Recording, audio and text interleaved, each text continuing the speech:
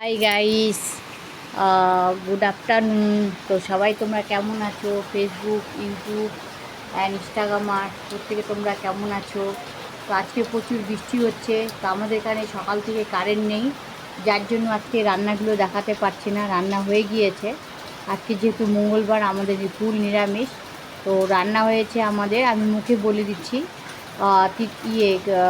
হেলেঞ্চা শাকের তিতার ঝোল করা হয়েছে, আর হয়েছে গাঠি কচু তরকারি করা হয়েছে, আর হচ্ছে কোপ্তার ঝোল হয়েছে। বেশি কিছু রান্না হয়নি, এইটুকুই রান্না হয়েছে। কারণ এখানে কারণ নেই, অন্ধকারের মধ্যে অনেক কষ্ট করে রান্না করতে হয়েছে।